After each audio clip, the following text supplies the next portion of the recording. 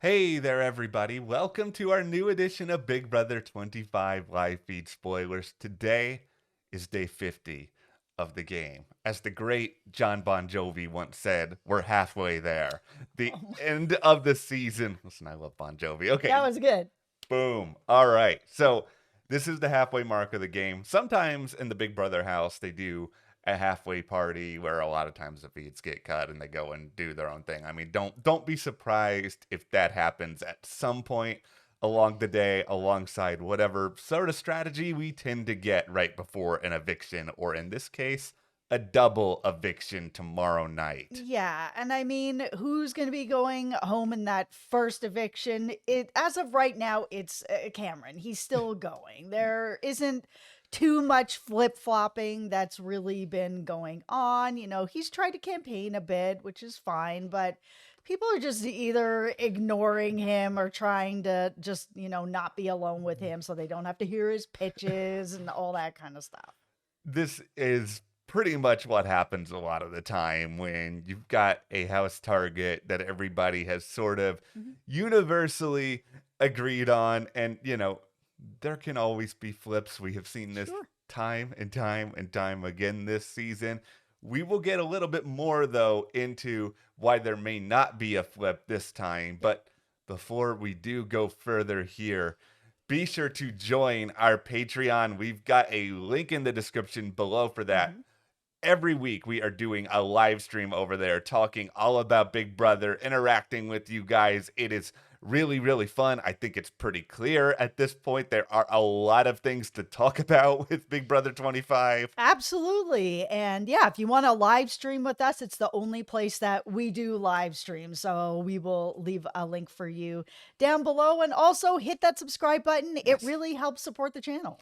Okay, so we'll talk a little bit more into who may actually want to keep Cameron, but I'll just stay here for starters. Like, I think a big part of the problem with Cameron in particular, comparing it to Izzy or some of the other flips we've talked about all season, Mhm. is if you want to convince people to have someone stay, they kind of have to like the person who's involved in a lot of it. And I'm not trying to just like dogpile on Cameron. It's just like nobody really seems to like him that much. And that kind of makes it harder to differentiate between that and strategy. It's hard to Mm. keep someone when you don't really love hanging out with them. We've seen that this season already with Heisem, where it was kind of like his own alliance is ready to just vote him out and get him out because they just didn't want to deal with him and the way that he was acting. Yeah, and that I think is ultimately Cameron's undoing. Maybe he'll try something else today. This is famous last words. I would be surprised if it works.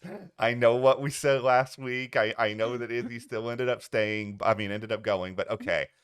Nicole has actually said privately in the storage room, and she did this early yesterday, that she would rather get America out over Cameron. And she just doesn't really know a way to do that, or really a way to convince people. Like, we've talked a little bit about this already. Nicole is a pretty smart strategist. Like, she really, I think, takes emotion out of her moves in a way that a lot of other people in the game don't, but she doesn't really have those like really strong social connections that I think you need in this sort of situation to pull something like this off. I mean, if you're going to make this move, you got to convince people of it in a way that does not put a target on yourself. And I don't know if she sees the value in even trying to do that this week. I just don't know that she's done enough to make those connections to make people flip over to what she's thinking. She is a good strategist. She does look more at game than sort of the emotions in the game,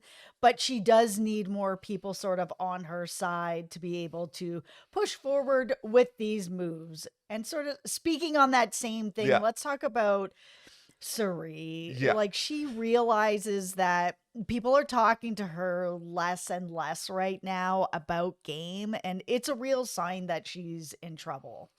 This has always been the thing with Sari. I think Sari is so remarkably aware of her surroundings, what she can say to people, what she can do with people. It's Mhm. just the cruel irony of Big Brother 25 for Surrey Fields is the very thing that we all thought was this big, perhaps unfair advantage ends up being the albatross. And that albatross's name is Jared, who seems just a little bit more confident, to say the least, that everything is going to be fine, oblivious that as to what's actually going on and the threat level that is on him. Like, Mhm. Nicole actually does kind of seem to be one of the fewer people that are, okay with the idea of keeping around Suri and Jared, at least in that she's not like talking as much about, oh, they're these huge targets. But I think once again, she realizes that she can't say anything that kind of makes her look like she's going against the group, even if she realizes that they are potential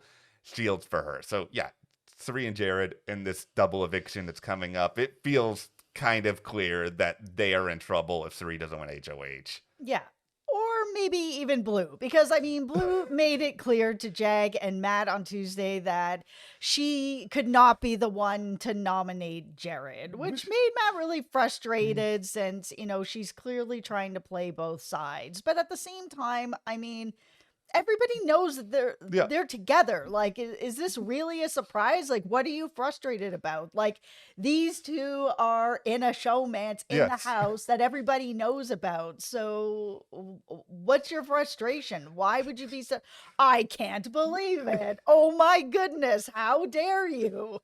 Blue Blue just shouldn't say it. Like, everybody knows it, but you shouldn't say it. I think it's a situation where Matt is probably being a little overly frustrated by all of it just because he's getting like confirmation of something he probably already knew. And I think when you're in this house, you have this idea as to how you want things to go, and if somebody's not on board with the plan, even though you should know already that they're going to not be on board with the plan, you get upset about it. Yeah, you do. And, you had said, Blue shouldn't say it. But at the same time, I don't know that Matt should have bothered to even ask it. Like, if you know what the answer to the question is and you don't like that answer, then why are you asking that It's question? true. You want Blue to lie to you and be like, "Oh yeah, don't worry about it. No problem. I'll put him up. I'll nominate." Yeah. Like, you know that that's not the answer. So why would you ask? Don't ask questions you don't want the answers to. That is very, very true. Now, Matt went on a real emotional journey yesterday and talking about potential nominees because at one point, him and Corey came up with this idea that's okay, we'll put Blue and Jared up on the block together. That way, Blue doesn't have to make a hard decision. She'll just be on the block. And my reaction to this is if you want Blue to work with you, you can't put her on the block. I mean, they talked about telling her in advance, which is just also not a great idea. At least Jag helped to talk them out of that because that doesn't do them any good. The real problem is that Blue is not going to choose them over Jared. Like, she's not going to. She's in a showmance with Jared. So if it comes down to Jared or them, goodbye them. Like, if they want to make a good move, the move is to put them both on the block and get rid of Jared or get rid of one of them. You don't need a showmance going into the second half of this game. It's it's one of these sort of things that's also a good case to keep Cameron. America and Corey are in a showmance. Like, why do you want to keep the two of them Correct. together? It is a very risky thing, and I think I understand the idea that Matt has, and it makes a good bit of sense to consider it. I think they should be considering, of course, also that Blue is not going to be fully with them, no matter what she says, no matter what she does. I mean, ultimately, Blue just, she probably knows internally she's in a really good spot. Like, nobody on either side is going to target her, and she doesn't want to jeopardize that. No, she doesn't. So Matt later told Nicole that he would have to nominate Sari and Jared, even if it would be hard. So he may have either changed his mind or is like afraid of Blue finding out. Yeah, Matt may change his mind 200 more times before the double eviction even comes. And who's to even say that Matt's going to win this head of household competition? I mean, here's one advantage to potentially nominating Blue and then also Jared is just that if Sari and Jared are up on the block together, I don't think we've talked about this really enough. Like, Sari is going to throw herself on her own sword for her son. And I don't know what's going to happen in that situation. I don't know if people are going to just go ahead and get rid of Jared eventually. I mean, even though Sari is like, get rid of me, you could always do that unless Sari is just like, I'm walking out the house now. There's nothing you can do to stop me. Yeah, I mean, yeah, Suri has her son in the house, but her son is also with Blue, Yeah. and he has been causing sort of a lot of problems for her. You know, Heisem was with her for a while. She got rid of him. Her and Felicia are not really together anymore. Izzy is gone. I mean, Suri is really on her own. She's one of these sort of players who, yes, she is good, but she's Mhm. made a lot of mistakes. Jared is kind of confusing a lot of her game. I mean, we'll see what happens if they are on the block together. I'm still standing by what I said a couple of days ago, though. I just feel like with the way this show works, Sari's gonna win the double eviction HOH, and all this conversation is for naught. Okay, Corey had a conversation with the camera Yeah. and noted that America, Jag, and Matt are his closest allies, which I don't think really surprises anybody. But he knows that Matt and Jag are competition threats, so that could be an issue unless they really come together in something where they really actually feel like they're on solid ground together. Yeah, I really want to know what Corey's like super long term plan here is. I mean, are you just gonna try to take Bowie Jane as far into the game as possible, or somebody who you think you're more likely to beat? I think ultimately Corey is somebody who he probably either needs to win some competitions or he benefits, and I know this won't happen, at least he's not going to want it to happen, benefits from getting America out of the game. He's either got to lessen his threat level or actually get a little bit of power into his own hands, one of the two. Yeah. Okay, now let's get it's tinfoil hat time, everybody, because this is one of everybody's favorite things to talk about. Oh, this competition was rigged, Helen was pushed, all this sort of wall comp theories that have been out there over the years. Yep. Corey was upset yesterday in complaining that Jared had an advantage in the wall comp because he was situated at the end, didn't get sprayed as much with some of this stuff. Okay. I've seen that all over Twitter. Yeah. Like, Corey is not the only person that is saying that. Yeah, and this is a tinfoil hat theory that has been speculated about like many times before even this Mhm. season. Now, it is kind of petty and ridiculous that Corey's complaining about this, but at the same time, I get where he is coming from. This is just I can keep the tinfoil hat on for saying this though. It's just that Jared knew that he was in such a bad spot in that competition anyway, based on all the chaos. I don't know if it would have mattered where Jared was on that wall. I mean, I think he really knew he needed to win it, and it was going to be hard for him to get off of that wall no matter what. Okay, so Jag and Corey have had more conversations in the past, 48 hours with Bowie Jane. They both realize her value as a player long term because they think that she's going to be easy to beat. And that is absolutely true. At this point, I know there's still, half the game left, but I don't see anybody sitting next to Bowie Jane where Bowie Jane wins. Yeah, like Bowie Jane seems like a nice enough person. Absolutely. You know, I think she's an interesting inclusion. She seems to always be in a pretty good mood, but yeah, we're not gonna sit here and pretend that she's some master strategist or some competition threat. The closest she's come to anything is almost beating Jared in this past World Cup, which still really surprises me.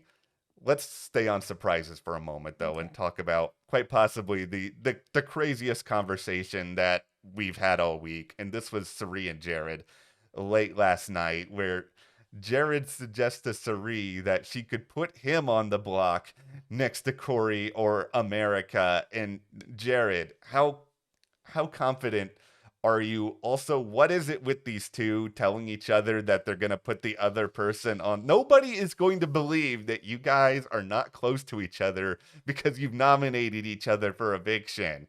It's been 50 days. Everyone knows you Yeah. guys are close. And it's okay at this point in the game to just be close with who you're going to be close with. You don't need to have these like, oh, we're breaking up. Yeah. Oh, we're having fights. Oh, we're not to get, friends anymore. Like, just stop it. It's okay. You guys Yeah. all live together and people are going to be able to see it no matter what, anyways. Just ride with who you're going to ride with. Stop putting your allies on the block when you Yeah. don't need to. I mean, Suri said no. She's not going to do this. But just the idea of it is just bonkers, as is Suri basically saying that Nicole needs a taste of the block to settle her down, when it's just like, it's not like Nicole is a straight up like super ally for you right now, but we already covered this. She's not going after you guys in the way that some other people in the house are. So I think this is not the person you need to be talking about getting a taste of the block. Yeah, it's listen, I have made it clear in these videos that I really like Suri, but she has targeted a lot of her own allies Yeah. or people who weren't coming after her or people who aren't coming after her. Yeah. It's kind of strange. The best thing that could happen to Suri at this point is just that Jared does somehow leave the game. It allows her to just detach herself from that. And I think if that happens, she can probably recover. But if she has just lost the plot at this point. Speaking of allies that Suri has lost, Felicia may not be making a ton of new alliances, but she is doing a good job socializing more with some of the younger house guests. And it's honestly fun. Like I just like watching Felicia. Felicia's I just fun. know. She's got great stories. She's Yep. really unique. Mhm. She's blunt. And speaking of blunt, and this is another example of how it's just a little thing of how Sari would benefit greatly from losing Jared. Jared at one point yesterday was just like trashing Riley's game in front of Matt. Matt, I think somewhere in his head still believes that Riley is in the house and their relationship is still progressing.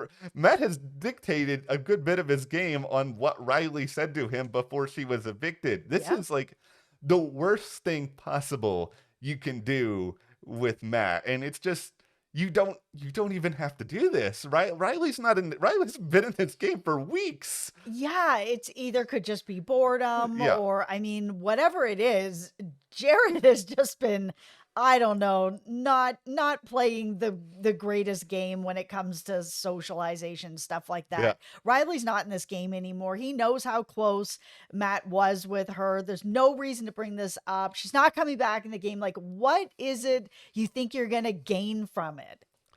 This is such a weird video because Cameron's on the block and he's likely going in over 24 hours in this double eviction, and we have barely mentioned Cameron for the entire video. Yeah, I mean, usually when it's like that, where you know who's going to be going or very likely Yeah. going, of course, there can be something that comes together. But I mean, you start to look towards the next eviction, and it is a double eviction coming Yeah. up. So there is a lot to look forward to with that. Yeah, I think we're going to be in for an interesting, chaotic night. I mean, with this being a 100-day season, who knows what this double eviction's really going to mean? There may very well be something shocking on the other Mhm. side of it. Yep.